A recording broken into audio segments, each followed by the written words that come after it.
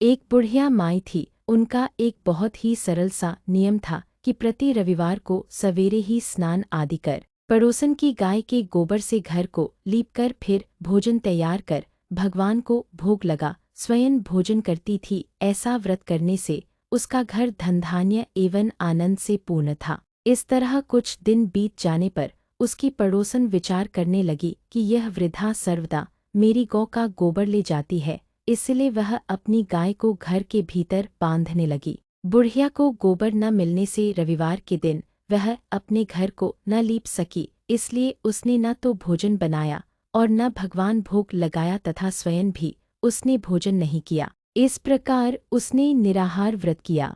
रात हो गई और वह भूखी सो गई। रात में भगवान ने उसे स्वप्न में दर्शन दिए और भोजन न बनाने तथा भोग न लगाने का कारण पूछा। बुढ़िया माई ने कहा, आज मुझे घर लीपने के लिए गाय का गोबर नहीं मिला, जिससे हमारा घर शुद्ध नहीं हुआ, जिससे मैं खाना भी नहीं बना पाई और न ही आपको भोग लगा पाई। तब भगवान ने कहा, माता, हम तुमको ऐसी गाय देते हैं जिससे सभी इच्छाएं पूर्ण होती हैं, क्योंकि तुम हमेशा रविवार को गाय के गोबर से घर लीपकर भोजन बनाकर मेरा भोग लगाकर खुद भोजन करती हो। इससे मैं खुश होकर तुमको यह वरदान देता हूँ तथा अंत समय में मोक्ष देता हूँ। स्वप्न में ऐसा वरदान में देकर भगवान अंतर्ध्यान हो गए और जब वृद्धा की आंख खुली तो वह देखती है कि आंगन में एक अति सुंदर गाय और बछड़ा बंधे हुए हैं। वह गाय और बछड़े को देखकर अत्यंत प्रसन्न हुई और उनको घर के बाहर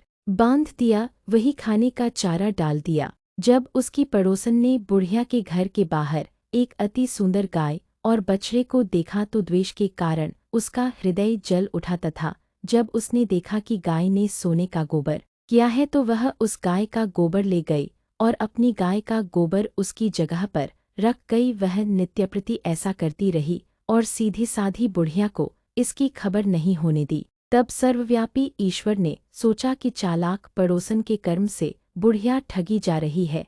भगवान ने संध्या के समय अपनी माया से बड़े जोर की आंधी चला दी। बुढ़िया ने अंधेरी के भय से अपनी गाय को घर के भीतर बांध लिया। प्रातःकाल उठकर जब वृद्धा ने देखा कि गाय ने सोने का गोबर दिया है तो उसके आश्चर्य की सीमा न रही और वह प्रतिदिन गाय को घर के भीतर बांधने लगी। उधर पड़ोसन ने देखा कि बुढ़िया गऊ को घर के भीतर बांधने लगी है और उसका सोने का गोबर उठाने का दांव नहीं चलता तो वह ईर्ष्या से जल उठी और कुछ उपाय न देख उसने उस देश के राजा की सभा में जाकर कहा, महाराज, मेरे पड़ोस में एक वृद्धा के पास ऐसी गाय है जो आप जैसे राजाओं के ही योग्य है। वह रोज सोने का गोबर देती है, आप उस सोने से प्रजा का पालन कीजिए। वह वृद्धा इतने सोने का क्या करेगी? राजा ने यह बात सुन अपने दूतों को वृद्धा के घर से गाय लाने की आज्ञा दी। वृद्धा प्रातः ईश्वर का भोग लगा